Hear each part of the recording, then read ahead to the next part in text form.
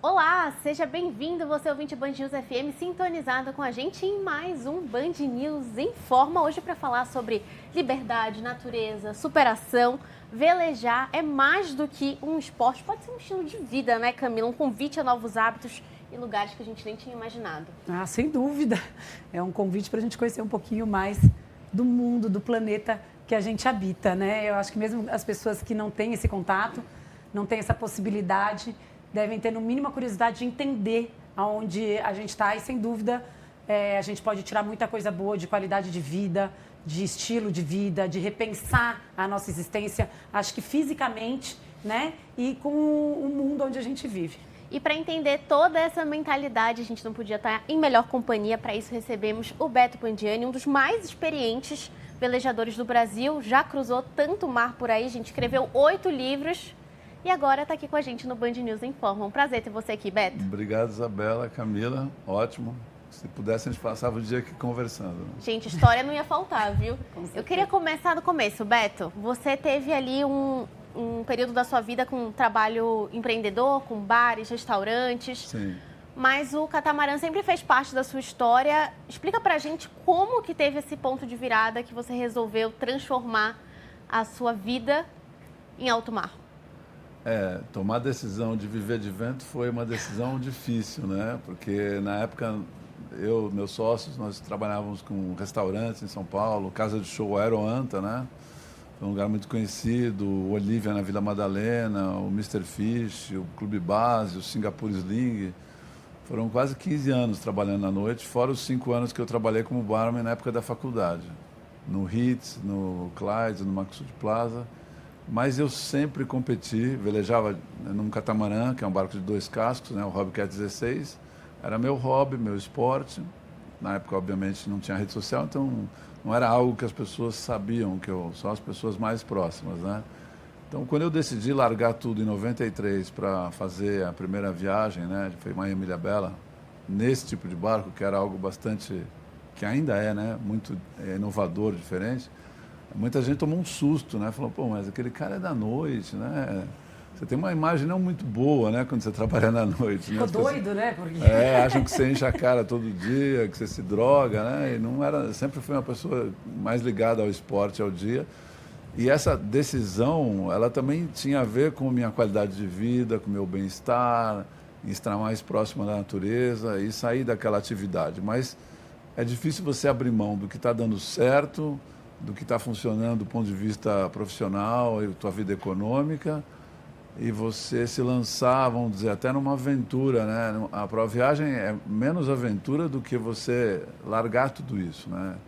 Mas eu tenho dentro de mim uma orientação de que eu não sei como eu vou morrer, mas arrependido eu não vou.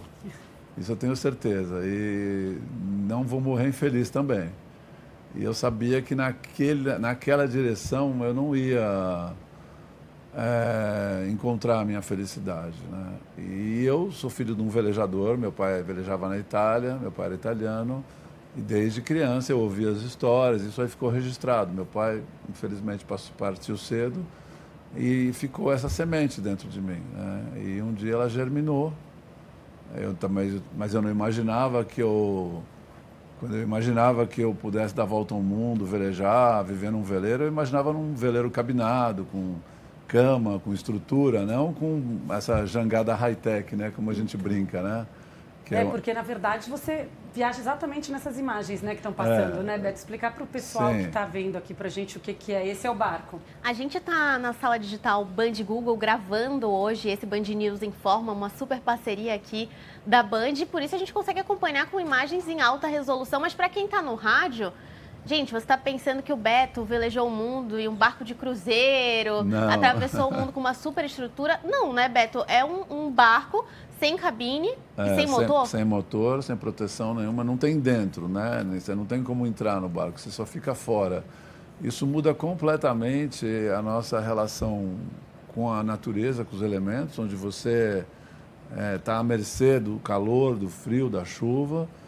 Por outro lado, você é obrigado a se desenvolver de uma maneira muito mais intensa, né? Você precisa procurar maneiras tecnológicas, né, de você viajar com tão pouco, né? Porque o nosso barco não tem capacidade para levar muita água, não tem energia, nada disso. Então você acaba encontrando, através de criatividade, tecnologia e aquele jeitinho brasileiro que a gente costuma falar, soluções para você fazer o que os barcos grandes fazem. Então tem alguns mantras assim, né, que a gente acabou aprendendo, né? O primeiro é viagem leve, viagem longe, né? Porque a primeira viagem Miami-Ilhabela, a gente saiu de Miami em 2 barcos, né? Uma viagem durou 289 dias até chegar em Ilhabela. E esses 2 barcos inicialmente tinham 250 quilos de carga. E depois de 10 meses, quando nós chegamos em Ilhabela, a gente fomos capazes de tirar 105 quilos de peso.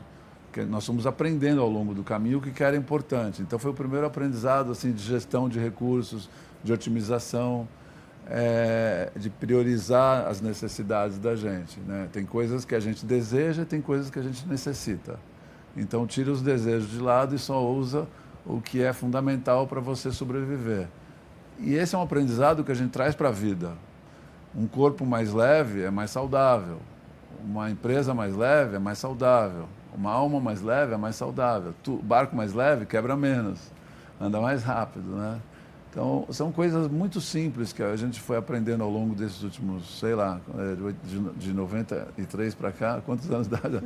Uns 32 anos, né?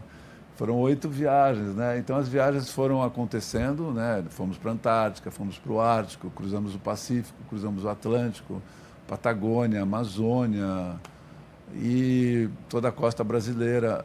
E ao longo desses anos, a tecnologia também se desenvolveu. Então, as roupas ficaram mais tecnológicas. A gente brinca, a gente não tem cabine, mas a roupa é a cabine.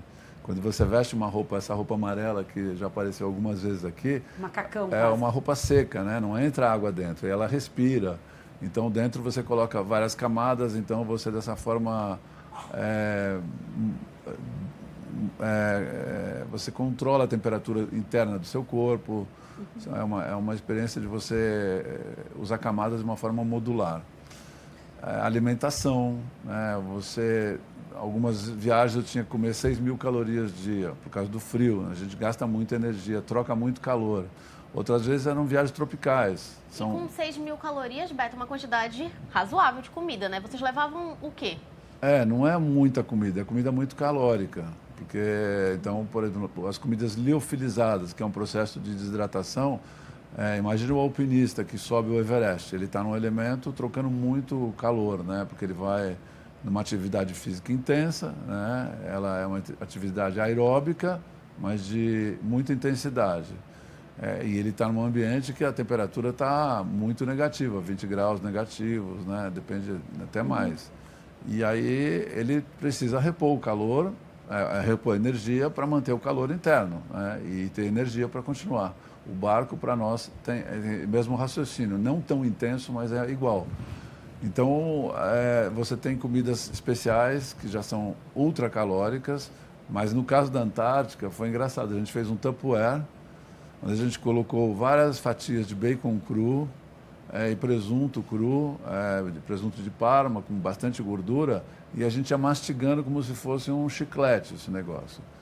E se você pensar, o Inuit, né, que são os habitantes do Ártico, a gente fala aqui esquimó, mas essa expressão não existe, mas os Inuits, qual que é a base da alimentação deles há 4.000 anos? É foca, baleia, urso, né? Eles comem só proteína, né? Não é um lugar que ele come verdura, frutas, não existe isso lá. Então, o aparelho digestivo dele é diferente. E ele come muita gordura, né? E eu já comi foca, quando eu fui para lá eu provei, e é meio um sashimi, assim, né? Você come cru. Então a gente simulou a nossa foca, né, no barco com o nosso tupperwarezinho com o bacon. É uma coisa que eu jamais comeria aqui em São Paulo, né? Salame. Mas ali era necessário, né? Eu não como salame, nada disso. Mas no barco são coisas que a gente precisa levar. Ao contrário de alguém que tem um barco cabinado, que tem cabine e aquecimento, você não fica para fora do barco, você fica dentro do barco, o barco tem piloto automático, você controla o barco de dentro, então você não fica trocando calor, você está lá como se estivesse dentro da tua casa. No nosso barco, não, a gente está Então tem a preparação física, né? Normalmente uma viagem dessa, você não se prepara em menos de um ano, fisicamente, né? Então tem algumas coisas que eu até aprendi. Por exemplo, nós temos privação de sono, né? O barco não tem cabine, a gente muitas vezes passa 2, 3 dias sem dormir, tem mau tempo, você tem que estar velejando sem parar. E eu, nas minhas preparações, obviamente orientado por um professor, entendi que a preparação aeróbica, porque o barco é uma atividade anaeróbica, no meu caso, né? Você não está correndo, né? Você está sentado ou se levanta para fazer as manobras, trocar a vela e tal. Mas, basicamente, você fica sentado. E por que o aeróbico é importante? Porque quando você está bem, o teu cardio está bom, você, numa noite de sono, você recupera muito rápido. E quem não tem o cardio bom, não consegue ter uma recuperação rápida. Então, são coisas que, se você não se prepara, se você não está atento à sua saúde, você nunca vai descobrir isso. Às vezes você está, eu levo uma vida saudável, vai para ficar fazendo só musculação, mas não cuida da parte aeróbica. Talvez seja o contrário, seja até melhor, né? Mas são complementares. Então, o nosso barco, ele nos ensina muita coisa, porque quando você come no nosso barco, né, sob o estresse, sob o cansaço, você sente a diferença. Você sente que aquele alimento, ele é como uma bateria que você recarregou. Então, na vida aqui de São Paulo, às vezes a gente come distraído, come por gula, sem precisar. Você não está percebendo se aquilo está fazendo diferença. Você está satisfazendo um desejo. No barco, a gente está complementando uma necessidade, né? Então, o barco, ele é essa educação do que é necessário versus o desejo. A gente não tem esse olhar no dia a dia, né? Não. Eu acho isso tão interessante. E a gente tem esse olhar quando traz algum problema. Então eu falo, a pessoa comeu uma feijoada e tem uma reunião logo em seguida, ela percebe que ela fica muito sonolenta, né? Ou quando tem algum problema mesmo, um desfuncionamento ali, a coisa começa a não funcionar bem. Mas na hora que a gente vê, a gente como ser humano, como o alimentar, ou às vezes a gente está, por exemplo, assim, horas sem comer. A hora que você come alguma coisa, você fala, nossa, parece que minha energia já voltou. A gente tem essa sensação. Então, e tem gente que não tem esse olhar, né? Não olha para esse tipo de coisa. E numa situação dessa, você precisa fazer isso. Se a pessoa não tem o hábito de ter atividade física, ela não percebe mesmo, né? Se ela é sedentária, ela não entende a necessidade de repor energia. Ela come por outro impulso, né? Diferente da necessidade. E depois, no nosso caso, assim, falando sobre saúde, já que é nosso tema aqui, o que nós mais focamos é a saúde mental, né? Porque, obviamente, a primeira viagem, eu ainda não tinha esse entendimento, essa noção. A gente foi no impulso, na coragem, no sonho de fazer Miami-Ilhabela, de velejar um ano, de passar um ano longe do mundo, tirar férias do mundo, né? Ficar no Caribe, depois na Amazônia, chegar em lugares que ninguém chega, porque como o nosso barco ele é pequeno, né? Ele não tem a quilha para baixo, 1 metro de água a gente veleja. Então a gente entra em estuário de rio, nós passamos nos Bahamas, os lugares que tem banco de coral, um lugar que todo veleiro passa longe para não bater numa pedra e afundar, a gente vai para uma praia, puxa o barco para cima, é muito mais divertido. Nosso barco explora mais, vamos dizer assim. A gente tem a contrapartida de ter o desconforto, mas a gente tem um ganho enorme de ser um barco muito espetacular, de você entrar nos lugares. E isso, quase coloca ele nas costas e exatamente, é como se fosse um caramujo, que você leva a casa nas costas. E ele é pequenininho. E ele causa muita curiosidade em todo lugar que a gente chega. Então, você chega, sei lá, numa aldeia de pescador, vem todo mundo conversar com você, perguntar se precisa de alguma coisa, porque já olha para você como se fosse um náufrago, assim, né? E aí você consegue se inteirar nas comunidades. É um barco, o nosso barco a gente fala que é um embaixador, né? Ele abre as portas, assim, né? As pessoas são curiosas, então todo lugar que a gente chega a gente é muito bem recebido. Isso é uma coisa interessante. Então tem um aspecto humano de você ter bastante interação com as culturas. Na Polinésia os Rapa Nuis na Ilha de Páscoa, em todos os lugares que a gente foi. A gente dormiu, nem sei dizer, acho que eu dormi em mais de 1000 lugares diferentes na minha vida, assim. Não só no mar, mas em praias, né, diferentes, assim. E isso é um aspecto interessante. E o outro é do ponto de vista mental, né, porque é uma pergunta que eu respondo sempre, né? Você não tem medo, né? Bom, lógico que a gente sente medo, né? Bastou estar vivo para sentir medo, né? Mas o medo saudável é aquele medo que te mantém alerta. Você pega uma tempestade à noite, né? Quer dizer, pega uma tempestade de 3, 4 dias, vai ter o dia e a noite. Quando escurece, você não vê quase absolutamente nada. O barco você veleja por intuição, pelo instinto, por equipamentos, né? Por GPS, a tua localização. Mas você muitas vezes não vê a direção das ondas, é tenso, né? Se tem mau tempo, é muito tenso. E fora o medo de quebrar, virar o barco, esse tipo de coisa, né? Cair na água não pode nem pensar. Caiu, vai desaparecer. Então a gente usa cinto de segurança e tal. Então a tempestade, ela traz uma referência para nós, assim, do que é o medo real e do que é o medo imaginário. O medo real é a tempestade. A gente precisa sobreviver. Para isso, você não pode entrar em pânico. Você tem que ter plena atenção. É um momento que você tem que estar 100% ali. E eu, curiosamente, depois de um tempo, comecei a pensar assim e relembrar dos acidentes que a gente teve, sem exceção, né, quando nós não tínhamos tanta experiência, aconteceram quando nós não estávamos atentos. E sempre que a gente estava atento, não acontecia nada. A gente passava por aperto, mas conseguíamos chegar, né? Mesmo solucionando quebras. Então, fica aquela pergunta, né? O perigo está na tempestade ou está na desatenção? Né? Então, é relativo.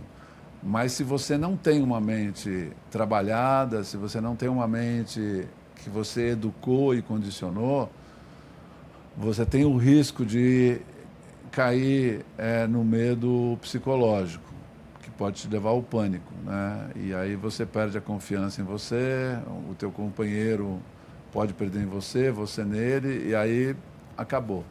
Porque, no caso, nós somos 2 no barco e toda a estrutura, vamos dizer, emocional do barco, ela está baseada na relação de confiança mútua que nós temos, né? Porque nós nos escolhemos para estarmos lá, não é que a gente foi obrigado, né? Sortearam, ó, vocês vão atravessar o Pacífico. Não, você escolhe o teu amigo escolhe você, e é uma escolha fundamental, né? Você não pode se equivocar, né? Você tem que saber como o teu amigo vai reagir, né? Vocês têm que se conhecer muito, né? E de fato, hoje eu fiz as últimas 3 viagens, eu fiz com o Igor, que é um velejador francês. Ele mora num veleiro polar próximo do Cabo Horn, em Porto Williams, e ele vai para a Antártica todos os anos nesse veleiro, que é um veleiro de 64 pés, levando turistas. Então o Igor ele já cruzou o Drake 80 vezes. Nossa. É o ser humano que mais cruzou o Drake, com certeza. E Beto, me chamou a atenção quando você falou que para fazer uma viagem como essa, no mínimo um preparo de 1 ano. E a gente está falando em que tipo de preparo físico, claro, emocional? O que você foca quando você decide que você vai fazer uma viagem como essa? Qual que é a sua rotina aqui em terra para se preparar para ir ao mar? Em São Paulo, né? É difícil uma pessoa entender como que eu posso me preparar em São Paulo para estar na Antártica, ou no Ártico, ou na Patagônia, né? Bom, o primeiro desafio de uma viagem dessa é vender a viagem. E você fala, mas o que isso tem a ver com preparação? Tem tudo a ver. Porque eu visito mais ou menos 80 empresas num prazo de 2 anos, 1 ano e meio, e eu tomo uns 75 nãos. Esses nãos educam muito, né? Então você lida com a frustração, lida com criar expectativa e se frustrar. Então é o primeiro contato com algumas pequenas, vamos dizer, decepções que você tem que lidar e transformar aquilo, né, em resultado, né? Você não pode desistir. Então vai mexer com a tua resiliência, com a tua vontade, o quanto você quer. Depois tem, objetivamente, a parte física, né? Para a viagem que eu fiz em 2022, essa do Ártico, eu fiquei 1 ano e meio na Riboc com o personal. Eu nunca havia feito uma preparação tão meticulosa, porque hoje eu tenho 68, mas eu fiz o Ártico com 65. O Igor tem 27 anos menos que eu. Então eu preciso correr muito mais atrás da preparação do que ele. Ele tem uma preparação natural, ele já veleja. Eu não. Eu não fico velejando o dia inteiro. Eu velejo fim de semana em Ilhabela, mas eu não tenho como simular uma viagem. Então eu simulei a viagem na Riboc. Os movimentos, muita coisa com equilíbrio, porque o barco balança bastante. Perna, porque a gente tinha um sistema de pedal, então tinha que pedalar bastante. Depois você tem a preparação da própria logística da viagem, né, e o planejamento, porque nem tudo que você vai pensar vai acontecer como você imaginou. E como é que você lida mentalmente com as coisas que não deram certo? Essa é uma preparação mental. Você tem que estar pronto para lidar com o imponderável e com os nãos que eu tomei aqui em São Paulo. Eles são parecidos com os nãos que eu tomo no Ártico, né? Isso aqui a gente pensou e não deu certo, está quebrando essa peça. Isso aqui corre o risco da gente não terminar a viagem porque isso aqui não foi bem dimensionado. Por exemplo, como aconteceu no Pacífico, né? O barco quebrou muito. Então, nessa hora, ao longo dos anos, eu fui percebendo que tem uma coisa interessantíssima dentro de todos nós. Parece que, se eu fosse fazer uma imagem que eu tenho assim na minha mente, que dentro de mim, dentro de você, dentro da Camila, tem um departamento, sei lá, umas caixinhas lá, que elas só são acessadas em situações limites.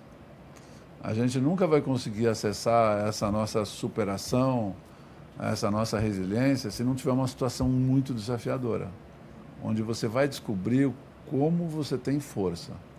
Porque aqui a gente... Simular é difícil isso, né? Difícil. Aqui, por exemplo, hoje, nenhum de nós três está imaginando que no final do dia a gente não vai estar vivo. Ninguém não está nem pensando nisso, né? Agora, nesse lugar aqui, a gente sabe que a gente tem que pensar que pode acontecer isso. Não que a gente fique pensando no pior. A gente pensa no melhor, mas a gente se prepara para o pior. Então, atualmente, ela tem uma vigilância ininterrupta a respeito de você se cuidar e cuidar do seu companheiro. Então, isso te traz uma dimensão diferente, porque a sua vida, ela passa a ter um valor. Quer dizer, você tem uma percepção do valor da sua vida muito maior. Aqui, a gente só vai ter, vamos dizer, a gente vai valorizar a vida se a gente tiver um problema e for parar num pronto-socorro. Aí você vai lá, está tomando soro e você falava, nossa, semana passada eu estava tão bem e não estava dando valor. Agora eu estou aqui vendo uma porção de gente doente, né?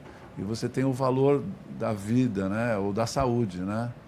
E a gente fica distraído aqui, porque a gente tem muita coisa na nossa mente e a gente se esquece que estar vivo é um milagre, é uma bênção, tem um valor, o maior valor que a gente pode ter é estar vivo com saúde. E no barco, você tem que estar vivo com saúde para viver, porque o nosso barco precisa, né, de força, de decisão, de inteligência emocional, de companheirismo, de leitura da natureza, muitas coisas. Né? Pois é, né? Gente, a gente fica sem palavras, né? Ouvindo o Beto falar, imaginando isso tudo. Beto estava pesquisando, você falou que foi pela Amazônia também, foi em tantos locais diferentes. O que muda de lugar para lugar, claro, de vento, de mar, de natureza, de bicho... Tem uma preparação diferente. Bicho é uma loucura, né? Eu fico pensando, porque a gente acha tudo lindo quando a gente vê um golfinho, a gente vê um... Mas como que, na hora que aquilo aparece do seu lado e num barco desse tamanho, o que que faz? Não faz. Não tem problema. Então, existe o mundo real e existe o mundo fantasioso, né? Que a gente olha no cinema, na TV e imagina as coisas. Mas, na real, assim, os animais marinhos... não criam nenhum problema para um barco, nem para nós. Assim. Uma baleia, o risco de você ter de colidir numa baleia é se ela estiver dormindo, que ela dorme na superfície de noite.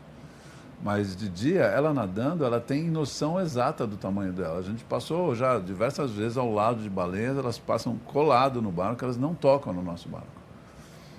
A outra fantasia é o tubarão, né? O tubarão, imagina que aqui fosse a superfície e estivesse passando um barco. Nunca que um tubarão vai imaginar que aquilo é um barco e que tem gente em cima.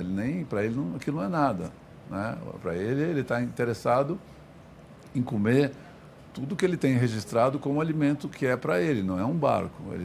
O tubarão está há 1 milhão de anos aqui, nadando, né? Ele já sabe muito bem o que é o cardápio dele. Um leme de um barco não é o cardápio dele, né? E nem alguém que está em cima desse barco. Então, você pode cair na água e tal. Não, a possibilidade é nula. Agora, a gente pode nadar, como a gente já nadou no Caribe, e a gente já viu o tubarão. Tá, mas você não é bobo de sair num lugar que está cheio de tubarão, sem, sei lá, mergulhar em Fernando de Noronha com um guia.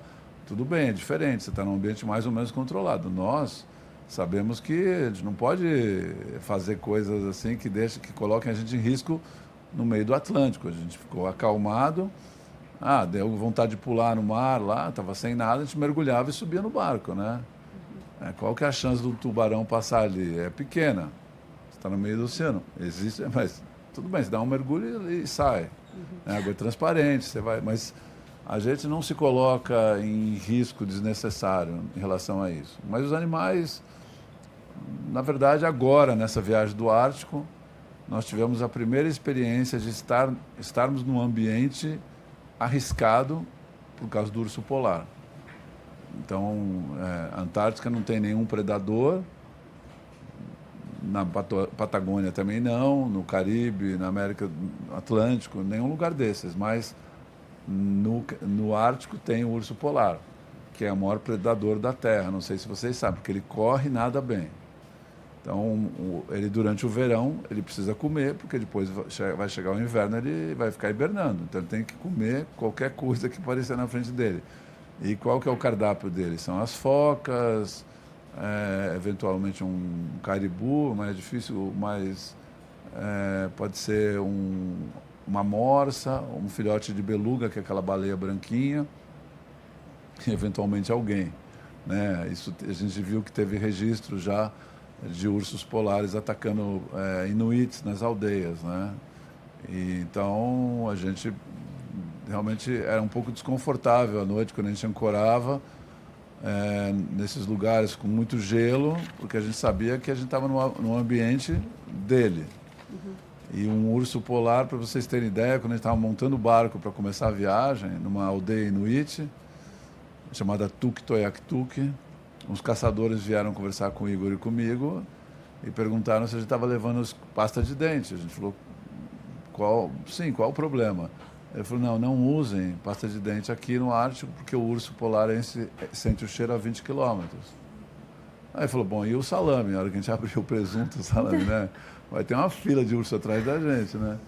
E aí, a orientação é sempre pensar, ver a direção do vento, né? Então, se o vento está levando para o mar, né, o cheiro vai para o mar, não tem problema. Se está levando para o gelo ou para a terra, toma cuidado. Porque o olfato do urso é o olho dele. Ele não enxerga longe, mas o olfato dele vai longe. Então, são coisas que a gente teve que aprender. E, obviamente, a gente tinha uma arma por segurança, né? Mas foi uma situação de muitas noites assim, mal dormidas, né? E não dá para ter medo. Eu já vi urso na praia, assim, próximo. Eu tenho 2 metros de altura e peso 93. O urso tem 3 metros de altura e pesa 600 quilos, um macho forte. O nosso barco pesava 450. Então, imagina 600 quilos um animal que corre e que nada e que é capaz de nadar num verão 500 quilômetros. Então, a gente vai para um ambiente, né, assim, você fala, você tem medo? Sim, quando você vê um urso na praia, se ele parar e olhar na sua direção, você sente um mal-estar, sabe? É uma coisa que é uma energia muito forte. A alma sai do corpo, né? Eu acho que na hora se você vai ser comido, a alma sai antes, né? A gente está conversando aqui com o Beto Pangiani na sala digital Band Google. Aproveitar que estamos por aqui para pesquisar no Google o que as pessoas andam buscando sobre velejar, quais são as principais dúvidas, os termos mais buscados nos últimos 5 anos para velejar. O barco necessário, as roupas necessárias, luva, curso e sapatilha. Sapatilha me chamou a atenção, Beto, desses termos aqui que as pessoas buscaram, do que precisa para velejar. Curso, eu imagino que você já tenha feito, ou pelo menos a sua experiência velejando como hobby tenha sido necessário. Mas para quem não fez, eu e a Camila, se a gente quiser velejar, tem que fazer algum curso, tirar uma habilitação? Eu nunca fiz curso. Nunca fez o curso? Não. Mas já velejava antes de fazer esse grande? Na verdade, fiz um curso para tirar a carteira, mas a carteira não te ensina a velejar, te ensina a navegar, que é se orientar. Achei interessante isso aqui, porque luva, no nosso caso, não existe luva no mundo. Já usei mais de, 50 luvas, que ao mesmo tempo segure a água, o frio, e não tire a maleabilidade, né? De você pegar uma pecinha com a luva e abrir. Você tem que tirar a luva, você perde o tato. No caso da gente, sapatilha, a gente não usa sapatilha, a gente usa bota náutica, né, nos lugares frios para ficar o pé seco, né? No Caribe, não, aí sim, você usa sapatilha. Mas eu fico pensando em sapatilha hoje, porque o kite,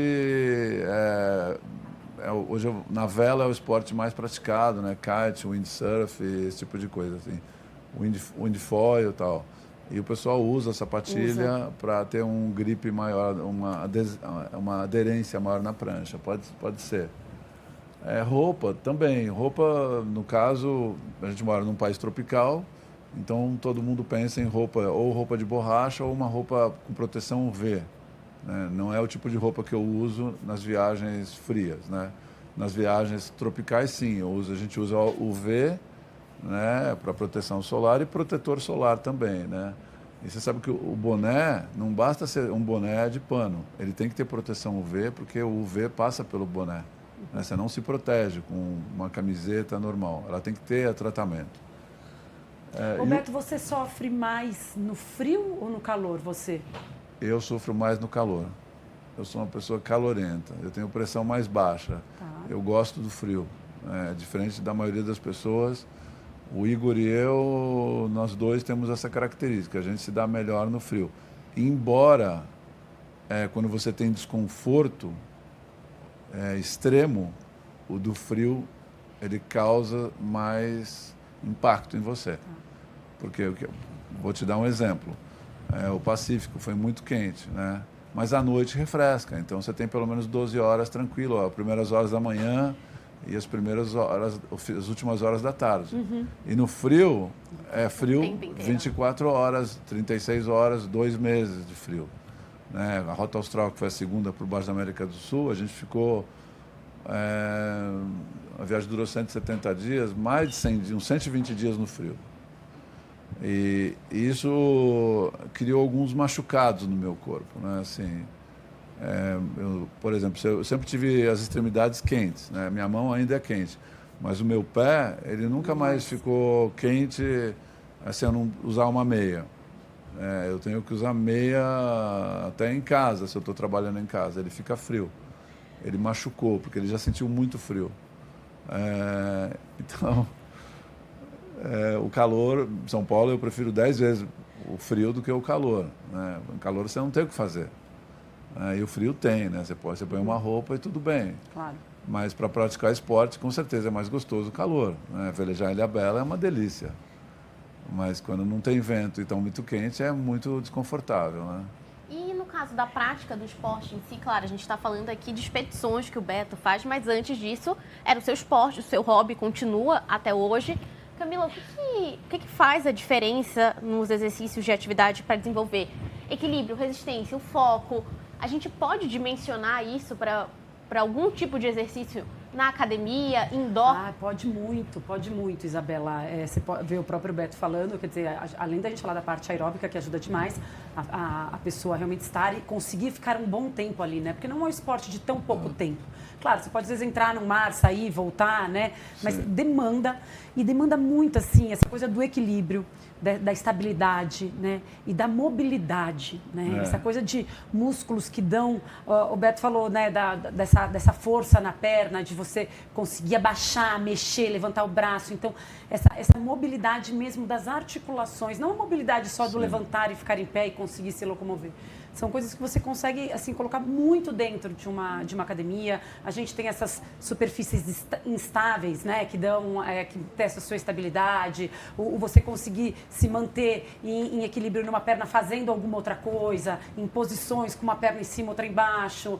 Então, assim, dá para brincar bastante dentro de uma academia, né? É necessário isso para uma pessoa que gosta disso e até para ela se recompor. Então, que nem, poxa, preciso consertar uma peça dentro do barco e nós estamos ali. Quer dizer, você precisa baixar, precisa conseguir colocar a mão no chão. Então, você precisa ter uma certa mobilidade, flexibilidade, que dá para você desenvolver dentro do dia a dia, dentro de uma academia. Né? E só para a gente finalizar, para quem ouviu a gente, quer começar uma vida nova num esporte aquático, dá para fazer isso depois de adulto ou tem que começar do zero desde criança? Não, esse é um esporte muito legal. A vela, para mim, ela tem uma característica que poucos esportes têm. Primeiro que você tem uma longevidade, tem gente com 80 anos velejando, viajando tranquilamente, né? E conheço muita gente que começou a velejar com 40, 50, o kite, né, o wingfoil e tal, a BL3 em Ilhabela, que é uma escola de vela, meu barco mora lá, então eu fico numa escola de vela, né, na Praia da Armação, e eu vejo lá as pessoas tendo aula, vários tipos de embarcação. Você pode começar com 50 anos, com 40, isso não impede. Obviamente você não tem nenhuma pretensão de correr uma Olimpíada se você começar a velejar com 50. É um pouco provável que isso dê certo, mas velejar... Dá para mudar de vida, né? Sim, é um estilo de vida, porque a vela é um esporte que mexe com equilíbrio, com força e com a natureza, né? Você se relaciona com os elementos, na água e o vento, né? E é muito interessante porque é um esporte que você usa energia limpa para você voar, no caso do wingfoil, do kite. Você viaja pelo mundo com vento. É um esporte de água, energeticamente é uma atividade que te descarrega, sabe, assim, energia negativa. 2, 3 horas no mar, você volta diferente. Eu recomendo. Sou suspeito, mas eu não conheci ninguém que começou a velejar e se arrependeu. Mas conheci muita gente que se arrependeu de não ter começado a velejar. Fica aqui então um recado do Band News Informa desse final de semana para você ouvinte que acompanhou a gente, acompanhou a história do Beto. Beto, obrigada por compartilhar com a gente essas inspirações do que você viveu ao redor do mundo. Quem quiser te acompanhar e seguir suas novas aventuras, vem nova aventura por aí, faz como? A aventura é morar em São Paulo, né? A viagem nova... É a vida. A aventura é uma vida. A vida é uma aventura. Nós pensamos em viajar, fazer uma 9ª viagem juntos, ainda é uma ideia, né? Fazer a Rota dos Vikings da Noruega para a América do Norte, né? Mas a gente nem começou ainda, porque a gente vai lançar um livro novo. Eu estou captando recursos para fazer um documentário das 8 viagens, uma série para televisão. Então tem algumas prioridades antes. Mas eu ainda tenho muitos planos pela frente, por ter 68 anos, que eu me mantenho muito ativo. Preciso estar com a minha saúde em dia para poder sonhar em continuar velejando, né? E nas suas redes sociais dá para acompanhar um pouco das Beto viagens que você já Pandiani, fez, né? Sim, no meu canal do YouTube tem todos os filmes de todas as 8 viagens. No meu Instagram tem uns mais de 3.000 posts de relatos, de fotos, de filmes, de podcast, entrevista. Tem muita coisa. Meu Instagram é bem recheado. Para acompanhar também a Camila, dá para seguir pelo Instagram, pegar dicas de treino, enquanto a gente não vem com o Band News Informa na próxima semana, né, Camila? É isso, no @Camila_, aquele risquinho embaixo, Hirsch, HIRSCH. E um obrigado especial também para quem fez a nossa produção desse episódio de hoje, a Nicole Rodrigues, os dados levantados aqui na sala digital Band Google pelo José Florentino, a direção de imagem do Glauco Genovese e a sonorização do nosso grande José Antônio de Araújo. Um abraço, gente. A gente volta no próximo final de semana. Tchau.